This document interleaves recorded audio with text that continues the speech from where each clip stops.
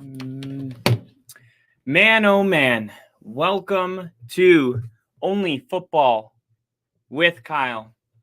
Sometimes there's really no words to put in to explain exactly how you feel. And today's one of those days for me.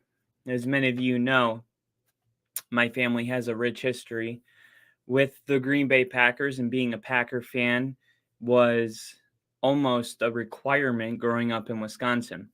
So today on the Pat McAfee show, Aaron Rodgers made an appearance to which a lot of people have been anticipating, from Rich Eisen, who had a segment on Peacock where he just said, "What's the holdup? What's the holdup? What's the wait? What are we actually doing here?" And I think a lot of people kind of felt the same way. We're just waiting for Aaron Rodgers. And the thing is, we've become so accustomed to waiting for Aaron Rodgers to make a decision throughout the last couple years. I think of last year, especially, that when we got to a point of waiting, I guess we assumed that we were waiting on Aaron Rodgers. As per Pat McAfee, that is not true at all.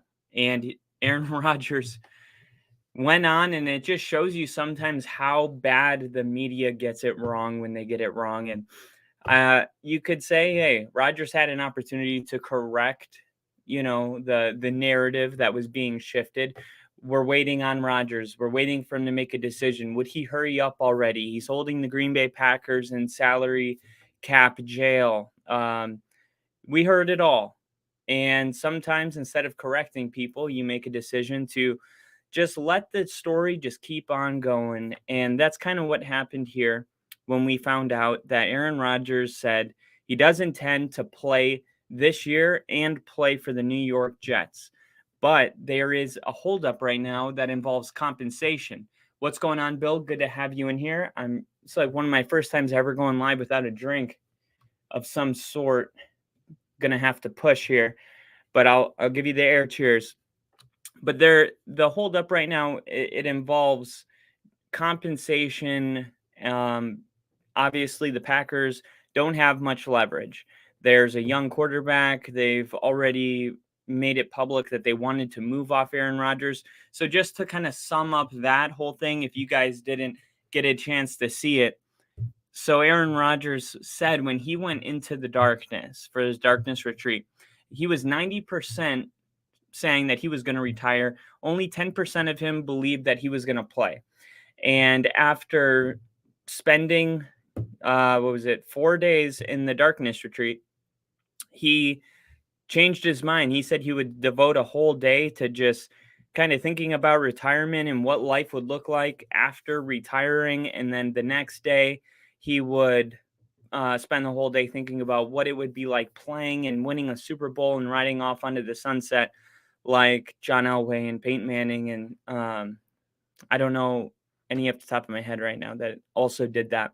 But he said he also contemplated that side of it. So he did decide ultimately that he wanted to play. But before he went to the darkness retreat, the Green Bay Packers had sat down and said, like, we want you to come back, take as much time as you need.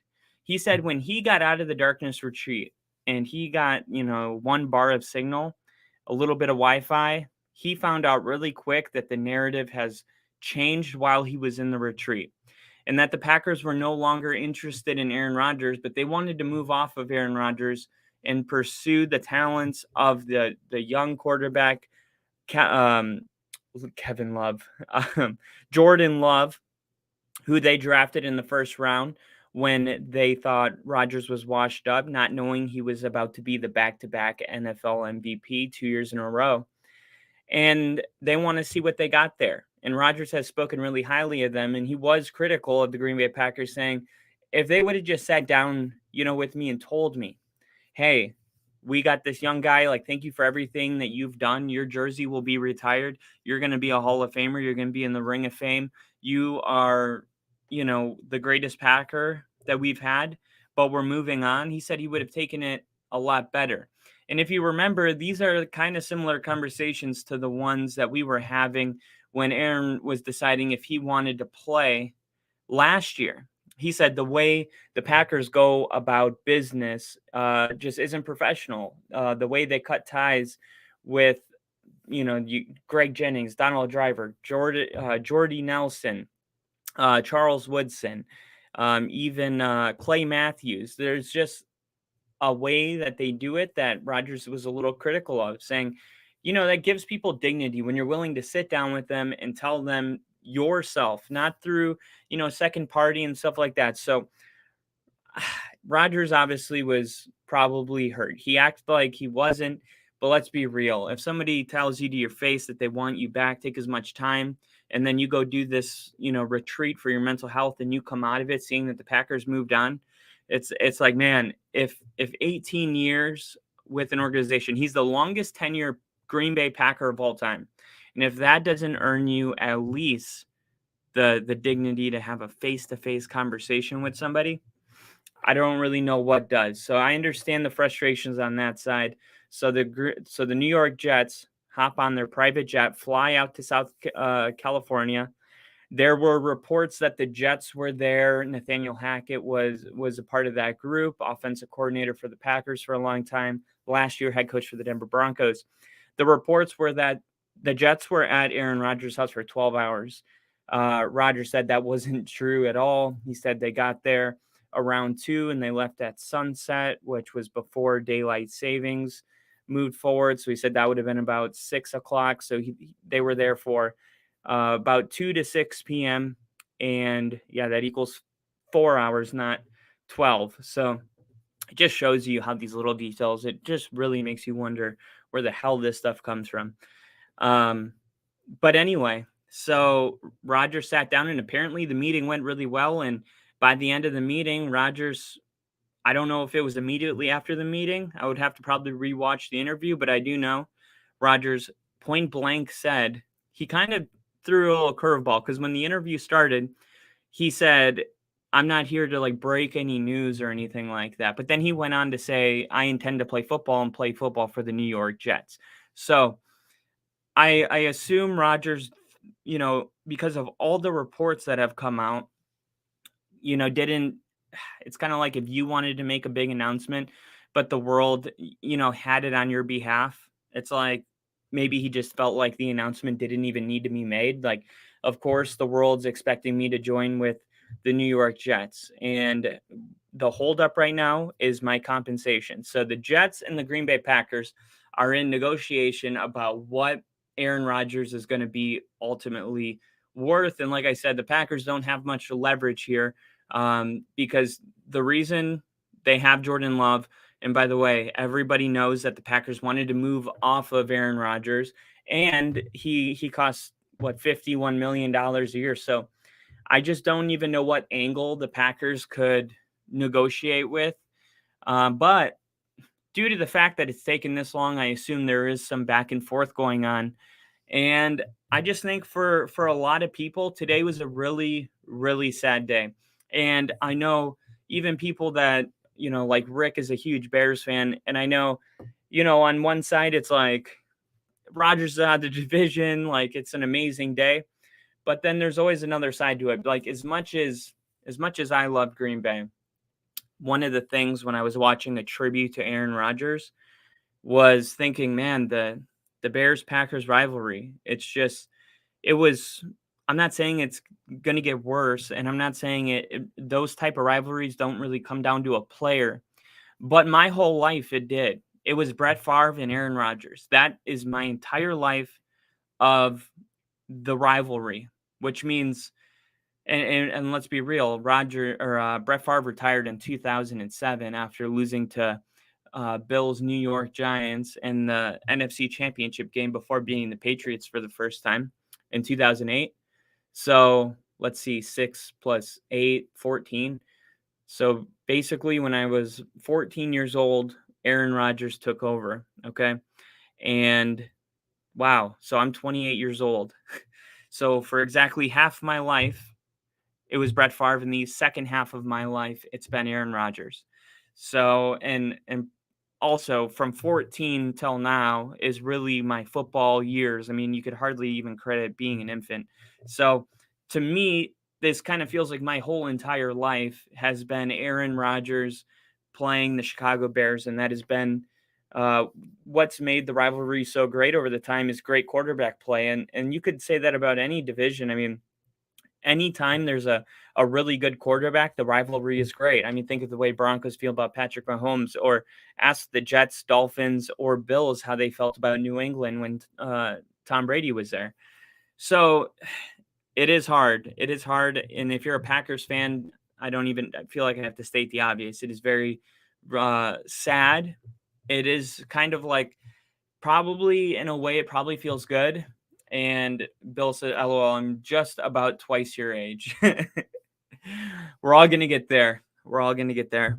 Um, but yeah, I think in a way, the media, particularly with Aaron Rodgers, has just they're really bad, and I really think this has kind of been something that should have been addressed by now. Is just how much false information. I mean, you even had Adam Schefter tweeting yesterday that Rodgers has this wish list, Adam Lazard and whoever, Jordy Nelson and Randall Cobb and Mercedes Lewis, good blocking tight end.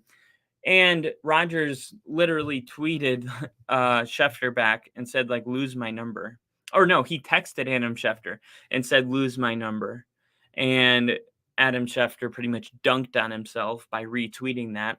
But the point is Rodgers clarified that too. He said, no, like, look, if we sit down, it's like that's what the media does, man. They take something that is a truth and then they twist it completely. So if they sat down with Rodgers and said, what could we do to make you more comfortable becoming a Jet, or with this transition, in the first place, because you've never done anything like this. You're from a small town in Green Bay, Wisconsin, where you pass neighborhoods, you pass a house, Home Depot on the left, and then there it is, the most historical stadium in the NFL in the middle of a neighborhood. A small town to literally the biggest market city in the United States, in the world. I mean, the world, you know what I mean? Stock market. When does it open? When New York wakes up. I mean, everything is ran pretty much off of New York. So you're going from that to that. It is a big transition. And I don't doubt that part of recruiting is asking players of Aaron Rodgers' caliber, what can we do to make your transition more comfortable if you do choose to decide to come with us? And Rodgers said, well, I think I would like to have Adam Lazard and whatever, name some players. The media gets a hold of that and says, Rodgers isn't going to make a decision until they sign all 5 of these Green Bay Packers. And it's like, dude, get the hell out of here. Nobody said that. And it is really frustrating because even as a person that's really into sports, even a person that loves the Pat McAfee show, where Rodgers has said time and time again, if it doesn't come from me, don't believe it, because only people I talk to are in a really tight circle, and those people don't talk to anybody. So if you're hearing something and it didn't come from me, don't believe it. But here I am, a person that runs a podcast with Rick, and I try to do my hardest to stay as current with the information as possible, because here's the thing, as a person that has a responsibility to relay my news to the world of YouTube or whatever platform you're watching this on, I don't have the luxury to not respond to these things when my competition does respond to them. So I have to, say something about Rodgers' wish list. And then I find out that it's completely false. And, you just get kind of stuck between a rock and a hard spot. And I think when it comes to Rodgers specifically, I'm going to always, from now on, wait until I hear things from himself, or just report what they are saying, but not necessarily telling you guys to, take it for 100%, because it's just, there's always a little bit of deceit in what is being reported when it comes to him. So that is the intention. They did strike a deal with Adam Lazard, or Alan Lazard. So that is already looking pretty good for Aaron Rodgers. Obviously, compensation is the holdup right now. So we will find out maybe tomorrow or the next day. Who knows, man?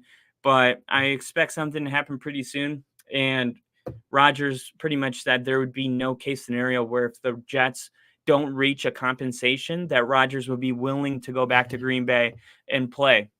So kind of reminds me of the Jimmy Garoppolo situation last year. Besides, Rodgers isn't willing to do what Jimmy did. Tyler Fink in the chat, good to have you in here. Hope you're having a good day. I haven't been here in a while, but to give my quick thoughts, I'm glad Aaron is gone because I think it's time to move on. It's kind of emotional for me seeing him leave because I watched him growing up. And that's exactly what I was just talking about. Actually, Tyler, is my entire life, the Green Bay Packers was either Brett Favre or Aaron Rodgers. And that's why I kind of went on this side tangent about the media, whereas because I do feel like in a way, the Green Bay Packers feel like they're ready to move on. But I also think that a major reason that they're ready to move on is because of all of the false crap that the media says about him. I mean, it's easy to get sick and tired of what do they call him? Prima donna, drama queen, or whatever words they use because things have to happen on his terms. And then guess what? We find out that none of this had to do with his terms. And guess what? Did anybody see an apology from anybody for what they've done? I mean, it's borderline slander to spend your waking moments from 9 to 5 on every single different channel on ESPN, NFL Network, ESPN, Roku, and talk shit about the same person. So Packer fans, of course, I mean, when something is reinforced by so many different outlets, of course you're ready to move on. I'm not surprised people are ready to move on from Aaron Rodgers.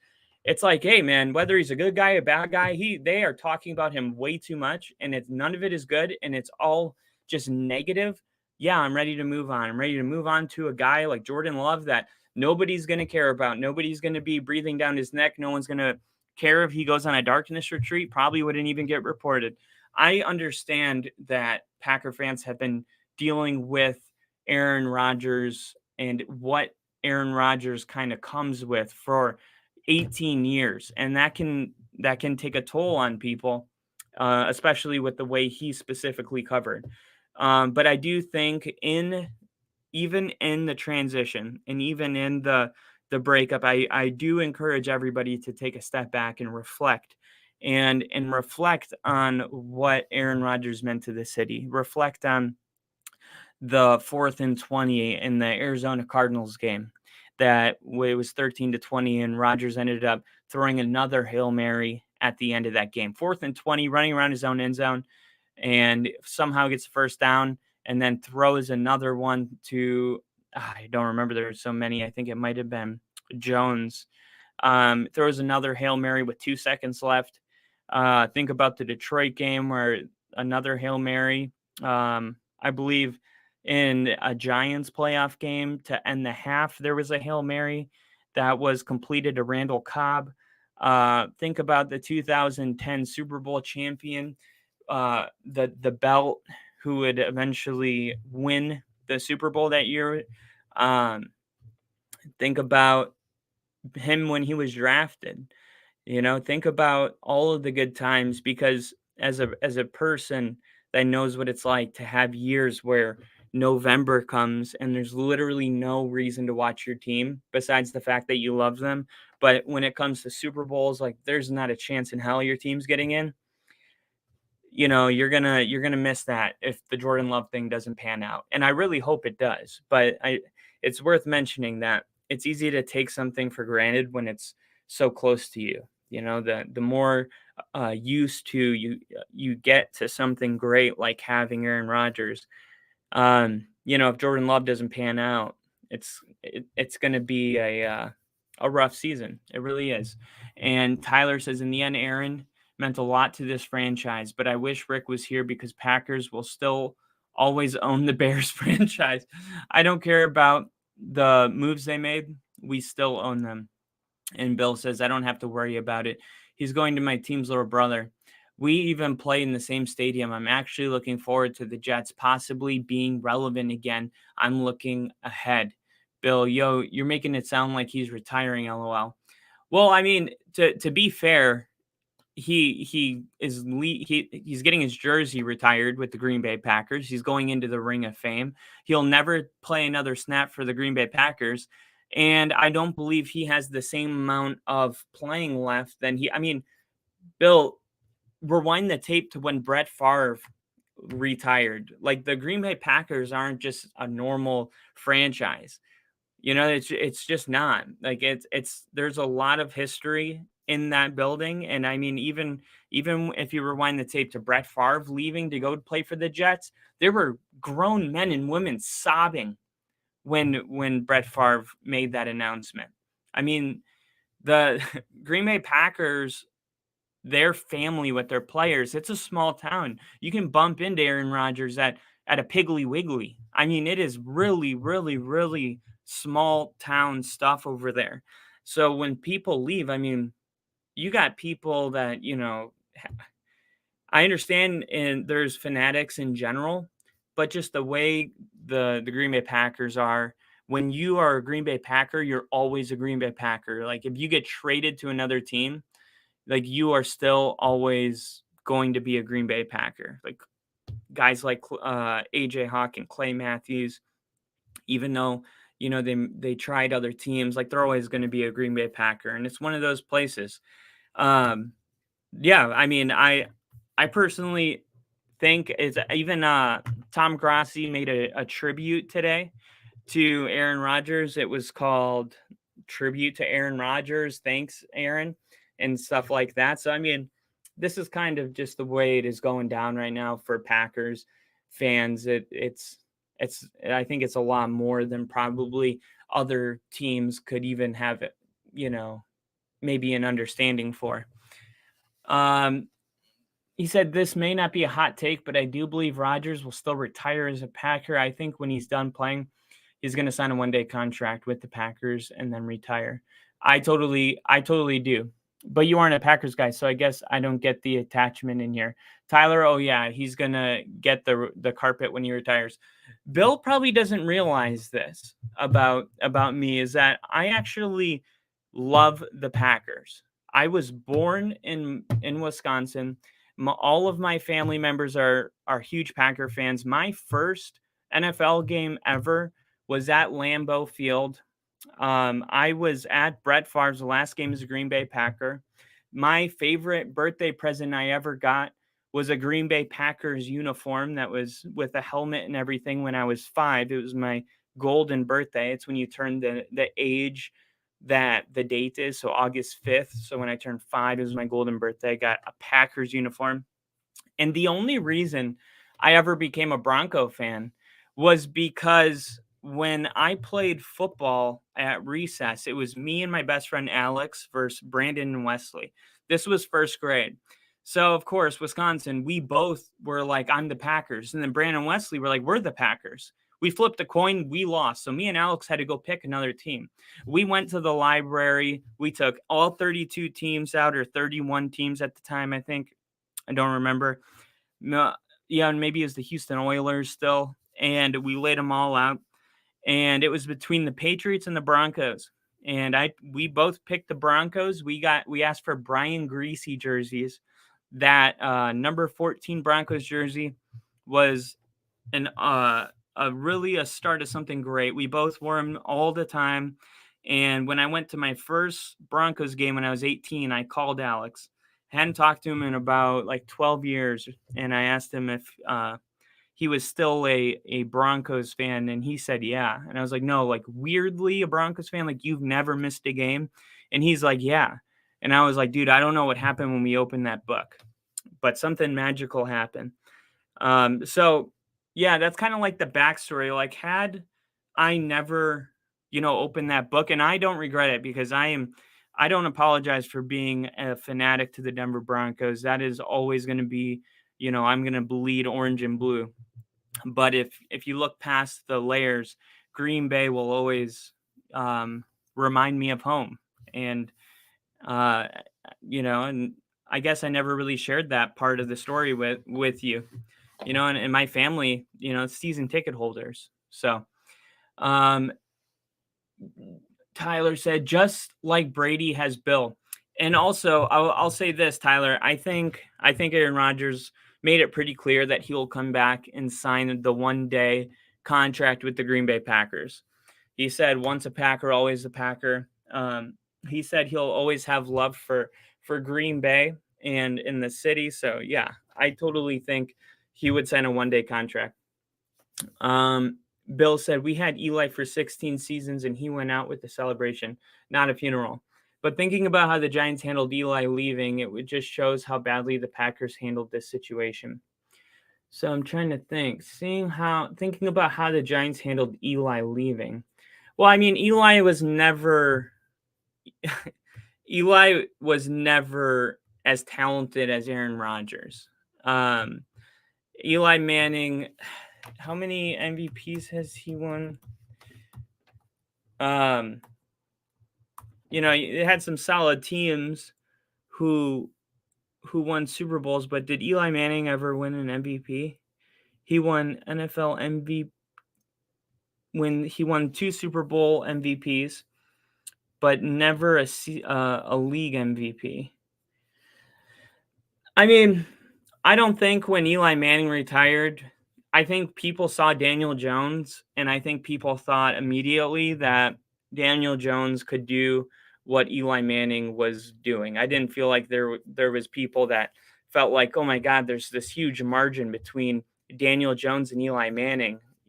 So I think a lot of times, people mourning people leaving is just because they don't feel like the person coming in can fill the shoes. I didn't feel like Eli Manning left these big shoes to fill. I felt like he was a game manager that was a part of some really good teams, and in some incredible moments, he made some incredible plays, and I won't take that away from him.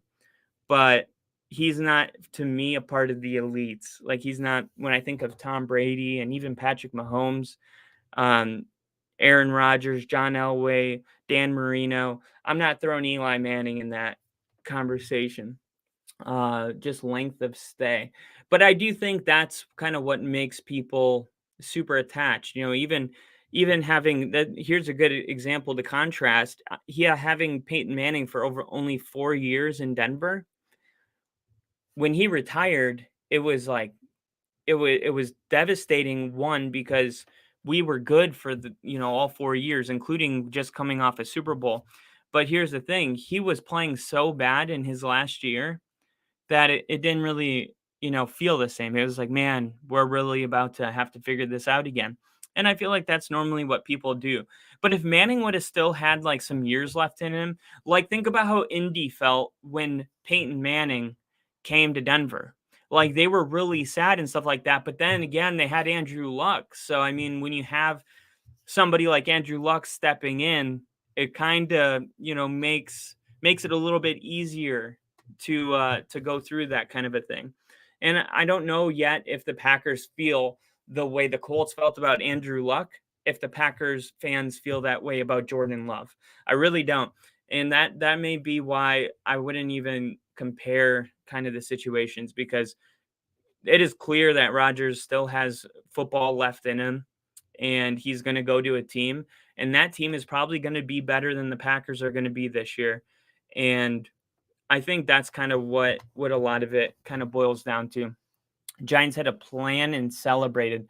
Packers changed their mind on Aaron and didn't really tell him. Yeah, at FVGC45ASS.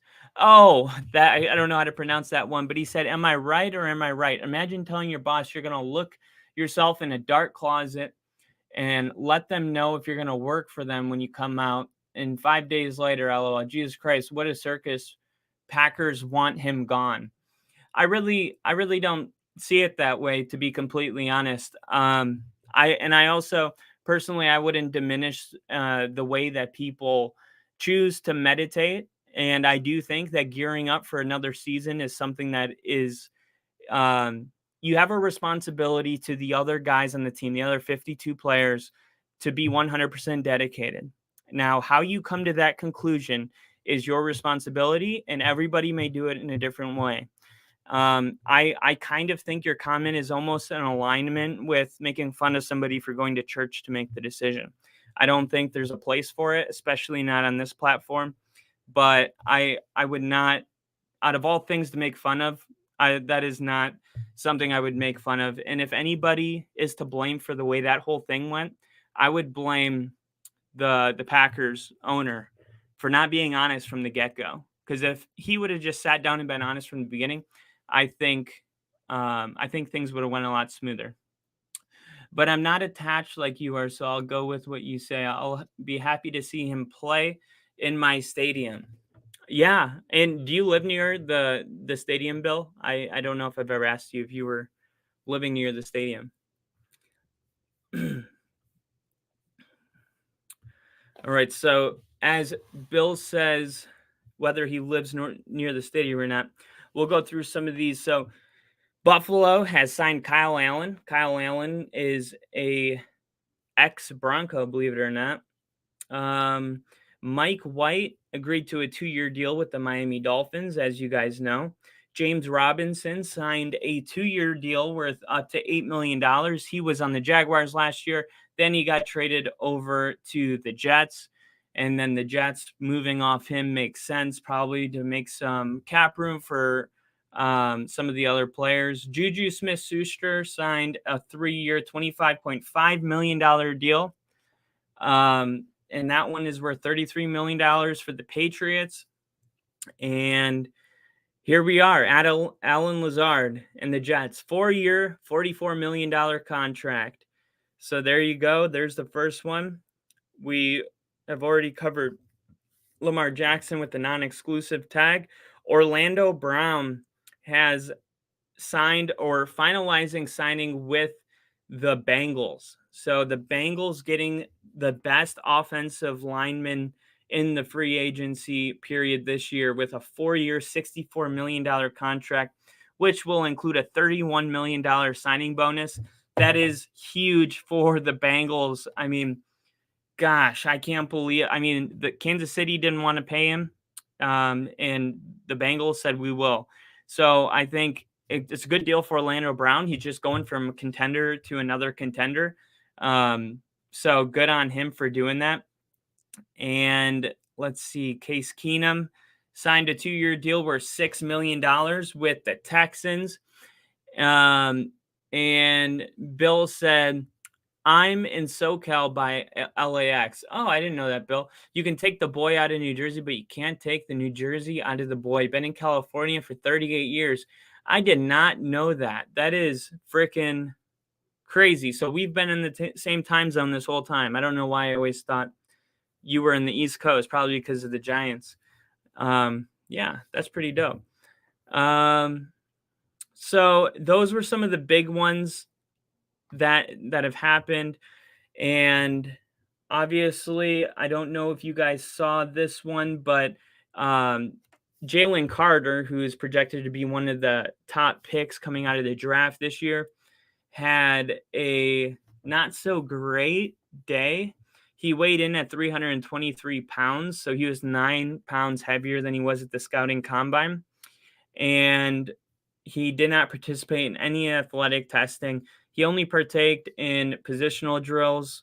So we'll see what kind of happens with that. You know, obviously all the legal stuff happening and, you know, showing up kind of heavy.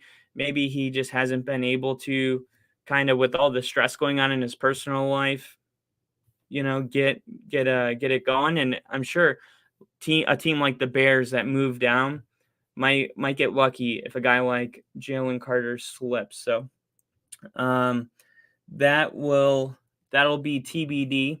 Now, here's something interesting. Darius Slay expected to remain with Eagles after day-long discussions.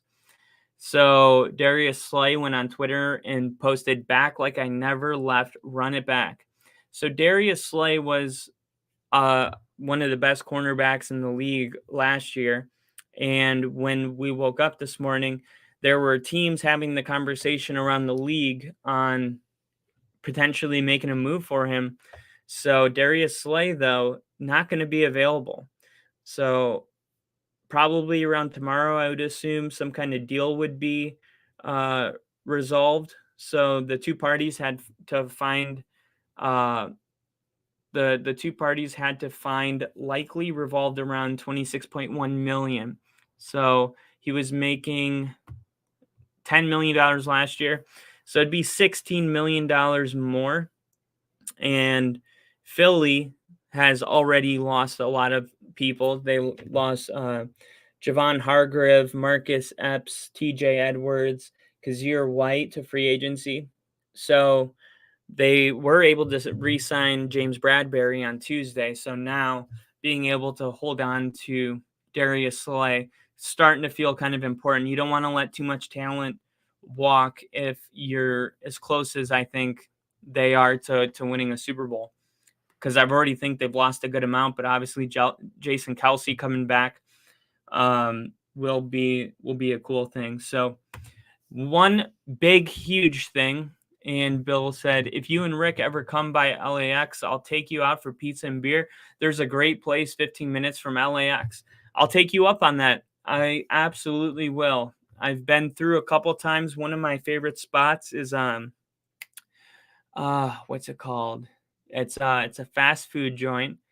It's outside LAX, like right outside the airport. And it's like a drive-through style. Think of burgers, like drive-in. It's a drive-in spot.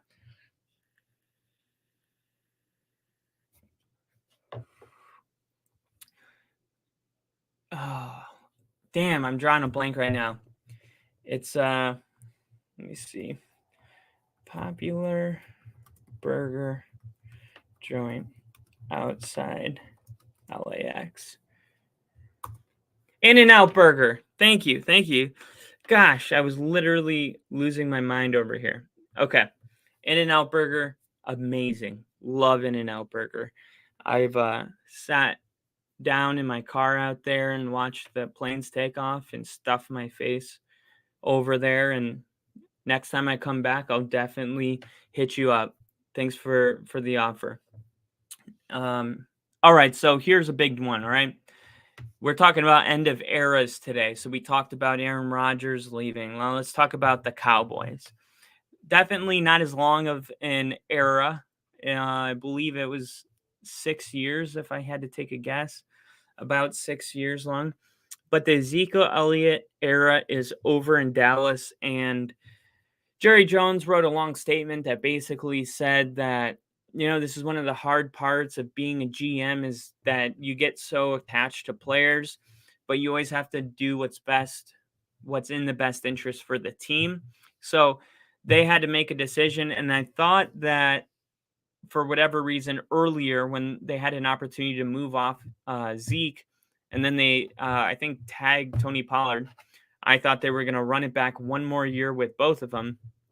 And so the timing was a little surprising because I thought they were going to release him before, but it says here, the Cowboys informed the veteran running back he will be designated as a post-June 1st release in order to create cap space. So Zeke is going to be available for other teams. Now, how valuable is Zeke? Now, that is an interesting question because he has definitely degraded year after year after year, and he's obviously still a great running back to have on your team, whether it be close down scenarios, 3rd and 1 on the goal line, trying to punch it in. As a pass catcher, he didn't do that well this year, but it might just be the name. The name sometimes, it's like a brand, people want to have Ezekiel Elliott on their team. For the right price, it could put some asses in some seats. Maybe a team that has got a lot of hype that just needs, something to take them over the top. Maybe the Bengals could make a move for Ezekiel Elliott, so they would have Joe Mixon and Zeke in the same backfield. Man, I'm trying to think of teams that might be interested, but I just don't think at his current, contract, I assume that he knows that he's not going to get paid as the top running back in the league. Because right now it was CMC, Ezekiel Elliott, I think Alvin Kamara was number 3. But he's just making way too much money. He's not a game changer. Saquon Barkley, I would rather have 10 times out of 10 than Ezekiel Elliott in any scenario. Saquon Barkley is a person I think could sign a groundbreaking deal as running back. Zeke is pretty much every year we keep the hopes that he will have a big bounce back campaign, but he never really does. Every single year, he just kind of exists and, misses about 2 games and scores a touchdown. And every Thanksgiving, he'll jump inside of the Salvation Army bucket and do this. But besides that, he's just not a game changer. He's not somebody that, would I want him on my team? Yes, but it depends for what's the price. Okay, if it's going to be 5 million a year, yes, but anything more than that, like, I'm good on that. I don't want, and we talked about it, running backs being disposable. Zeke is only 27 years old, so I mean, 27 years old. When we talk about being disposable, I feel like Zeke kind of got there really quick. I think sometimes if you're a really good running back like Adrian Peterson was, you can keep your value, later into your life. Frank Gore played until he was like 38 years old. Amon Green played for a while, I think. There's plenty of running backs that can play longer than 27, but I just think he kind of had a very early collapse. He went down on with a knee injury. He missed 2 games last season. So I think people are going to be interested to know what happened. Obviously, yeah, here it is. The Cowboys did franchise tag Pollard, so it guarantees him a 1-year tender at $10 million a year. But he did come off season-ending leg surgery in the playoffs. So think about that. I'm assuming they think Pollard's going to be ready when it comes week 1, because if he's not, that would have been a good thing to probably keep Zeke. The NFL second leading active rusher, 73 yards behind Derrick Henry, now will hit the market for the first time in his career. So it'll be interesting to see who makes a move for him. It'll be interesting to see if nobody is willing to meet him where he's at. I could see this being kind of a longer process, because I think it's going to be exist on the market, and then when you really believe that everybody's giving you your best offer, then you got to come down from your side. So I could see this taking a month, but definitely huge news. I'm going to hit some of these comments. So Bill said running backs are getting paid this year. Saquon should have taken the $13 million for 3 years offered on the bye week. The running back market tanked this free agency. Bill said 13 times 3. I mean, 13 mil for 3 years. Casey said he hasn't played well after some injuries and slowing down after being paid more. Sorry to say. No, you're totally right. That's what I'm saying too, is that I just don't know what the market is really going to be for him. But I'm sure the right team he would be good with. I think he should definitely try to get to a contender, because if you're going to take a pay cut, you got to at least be on a contender. You know what I mean? You need to keep your head high. So I think he might be interested in doing what Odell's doing. Odell's going to have to take probably some sort of pay cut. He's coming off 2 serious injuries. So if you're going to play for cheap, you might as well go somewhere where you can buy a ring, which I think could be Buffalo. Maybe even the Dolphins, after all the moves they've been making. I don't know where their money keeps coming from, but apparently they'll never run out. So yeah, that was pretty much the biggest news wicket items today. One more thing I forgot to mention: Miles Sanders, the Philadelphia Eagle for the last, I believe, 4 years, has found a new home with the Carolina Panthers, and he signed a 4-year, $25.4 million contract with $13 million guaranteed. So Miles Sanders is going to be playing for the Carolina Panthers, who just moved off of DJ Moore, sent him to Chicago for the first overall draft pick. And now here they are getting a weapon of their own. And Miles Sanders was pretty good last year. He was ranked the 51st overall best available free agent on Greg Rasanthiel's top 101 list. And let's see. So they had to get rid of Christian McCaffrey. So they still have Chuba Hubbard. Okay, I was just making sure. Chuba Hubbard. Oh no, he is a free agent right now. So they did. Carolina relied on Chuba Hubbard pretty heavy last season, and Dante Foreman. So we'll see what happens. I would assume they're expecting Chuba Hubbard to sign with somebody else, and likely that's why Sanders is coming into town. So we'll have to keep track of that. Chuba Hubbard might be a really solid running back without having to break the bank for a team that needs a running back. So, yeah, man, even though there's been so many moves happen, there's still so much that is going to happen. And that is what is crazy about free agency is it all just happens so quick. I'm trying to see if let me pull up really quick a list of available free agents. 2023 free agent tracker.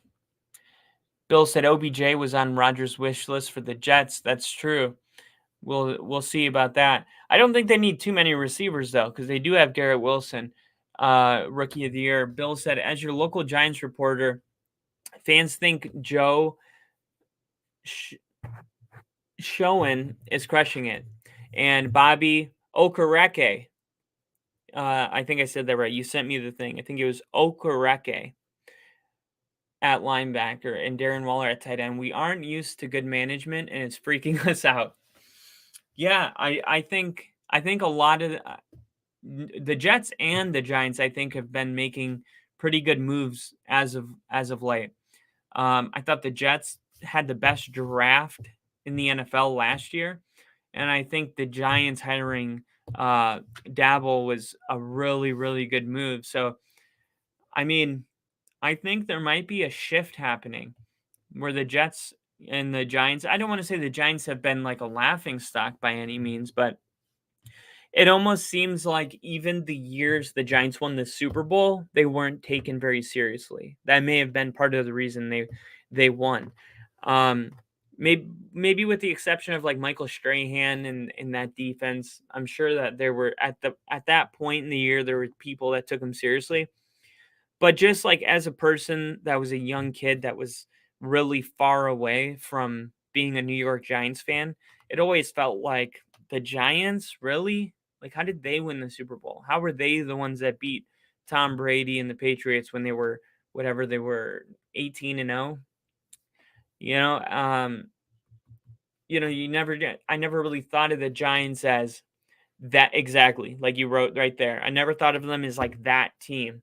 So who knows? Like maybe a shift is fine. And this is kind of a really interesting point to bring up is that sometimes when you're never really that team, think about how long they were committed to Eli Manning, and he was never really that guy. He was too good to, he was good enough to settle down with. And you wonder about the Daniel Jones thing is where they made the playoffs last year, and it kind of feels like maybe Giants fans are thinking to themselves, hey man, we haven't been in the playoffs in a while. Like, we're back in the playoffs. Like, whatever we're doing, don't change it. And Daniel Jones, perhaps he's capitalizing on a franchise that has a history of settling, knowing that they could maybe settle on me for $40 million a year.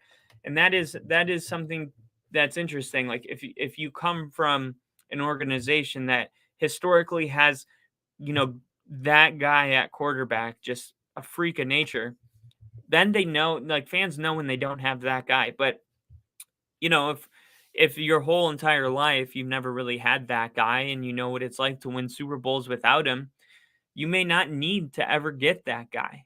And I think if you're really going to change the culture, there has to be kind of a new adopted mindset that you're not going to just settle on somebody until you get that guy.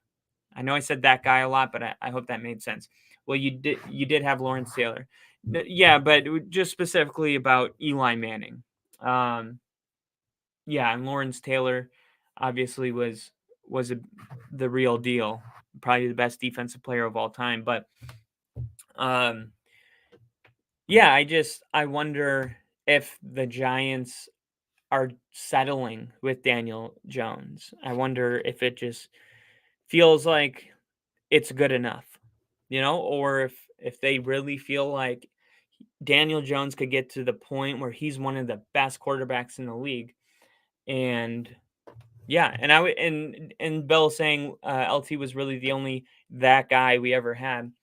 And Tiki Barber, I think Tiki Barber was considered. I wouldn't say he was like Clinton Portis, pretty respected, probably like a 90 overall in Madden. Um, I'm trying to think of anyone else. Michael Strahan comes to mind, Hall of Famer. Um, and honestly, Saquon Barkley, depending on how long they can keep him, Saquon Barkley could, I think, I don't know, like the 80s and stuff, but in my lifetime, Saquon Barkley is probably the best running back in Giants history. So, like you said, we're used to trying to get the best out of who we get. Yeah, and I don't think there's anything wrong with that. I really don't. Um, but I do wonder if if you're almost like guilty to a fault of believing in somebody.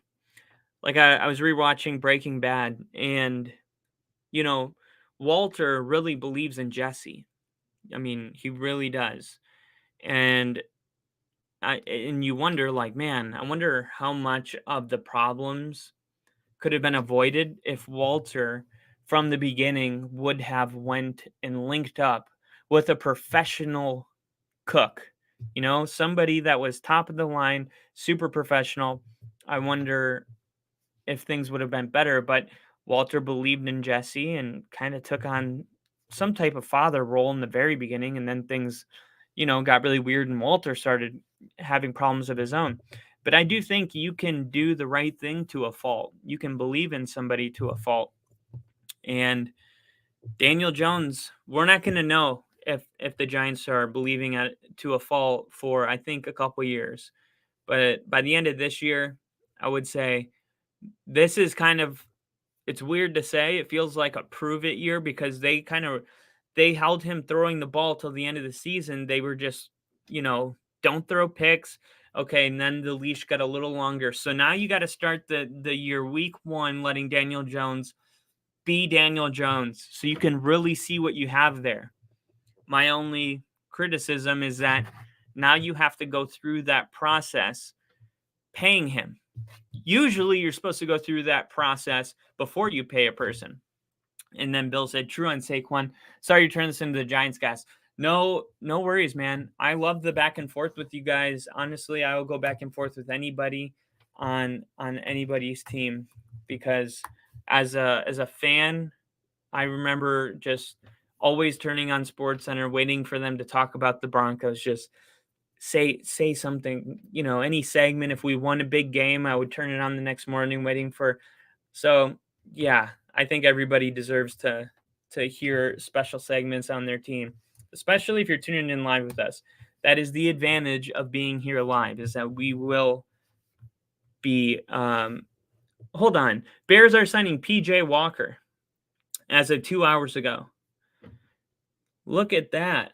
Tom Pelissero reports PJ Walker was, I believe he's the backup quarterback. Was he the backup quarterback for Carolina last year? I'm like 90% sure. So Okay, they're getting themselves a backup quarterback. Pretty cool.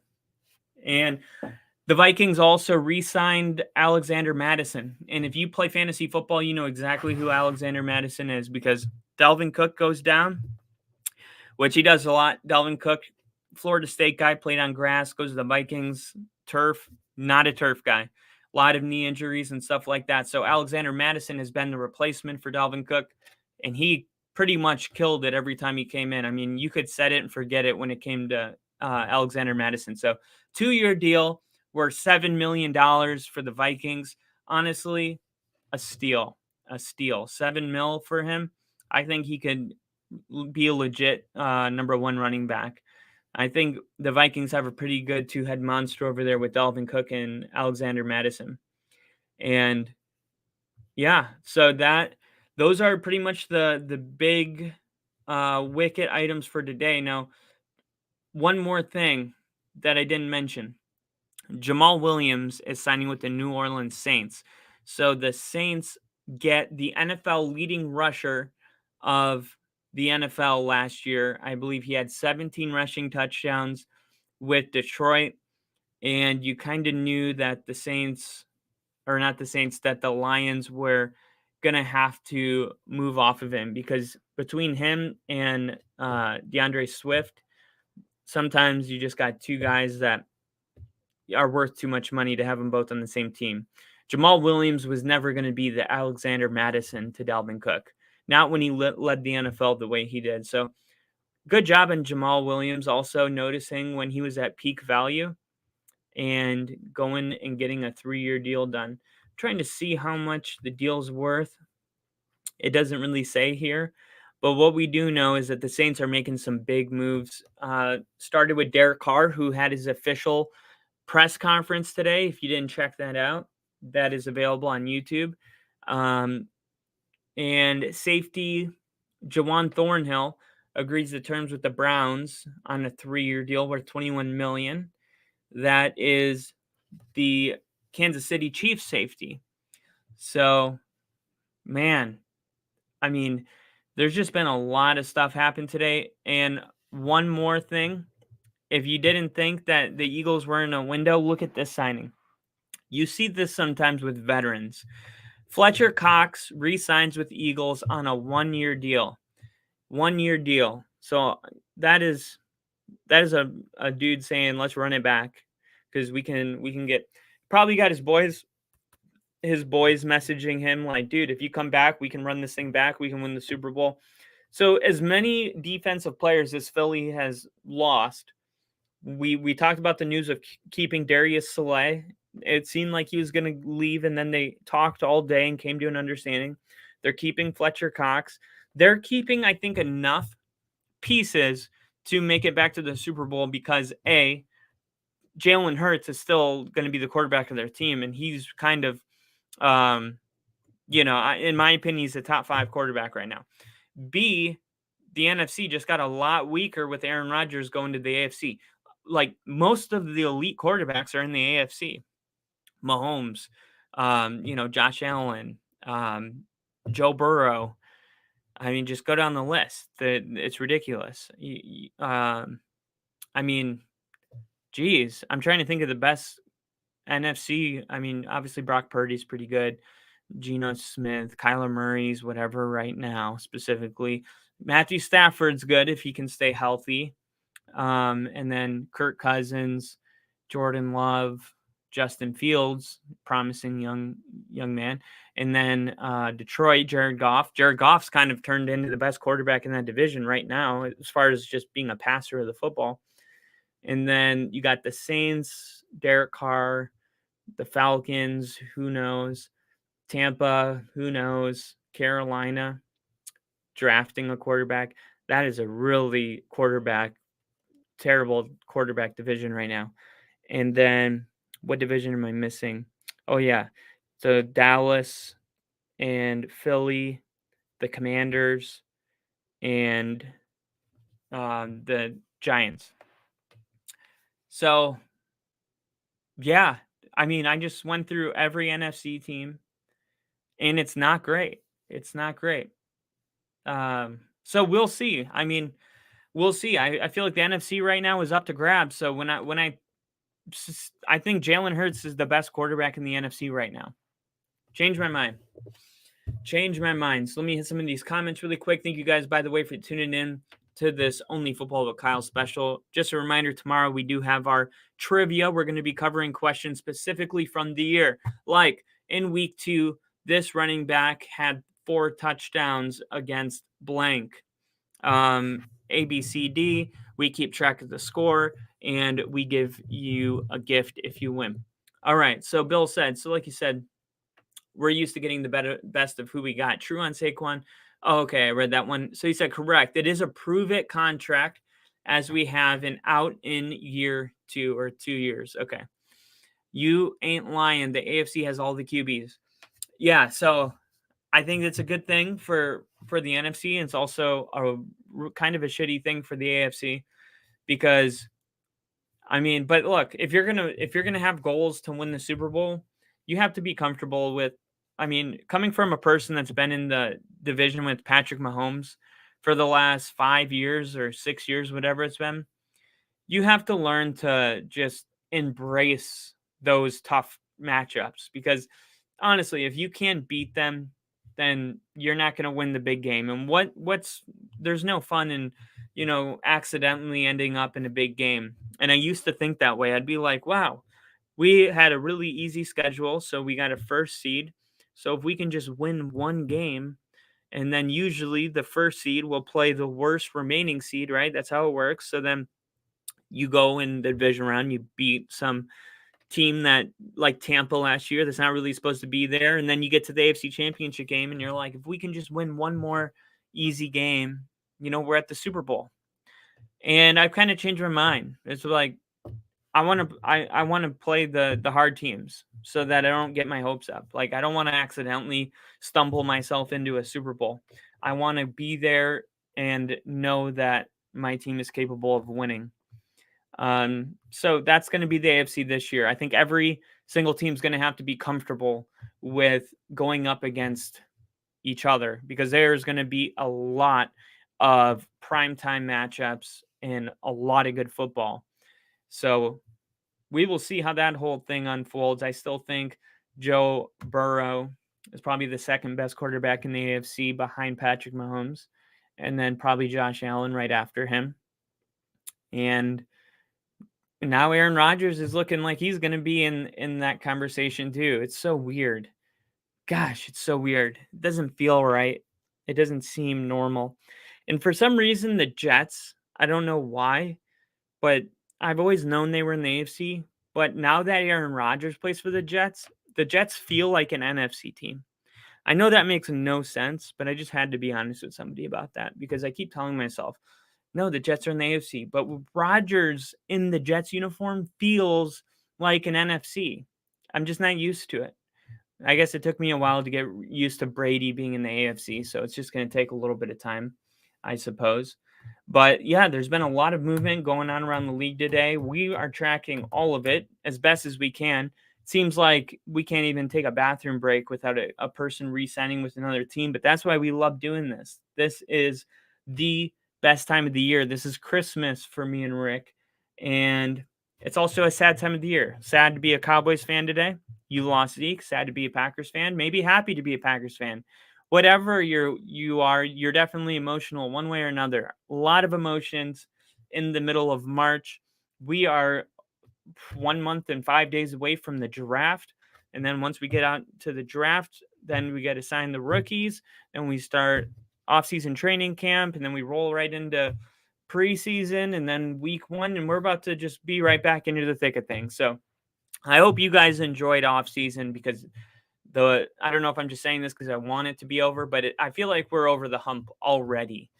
There is one more long hump that happens after the draft and before you're allowed to start training. So there's going to be one more hump.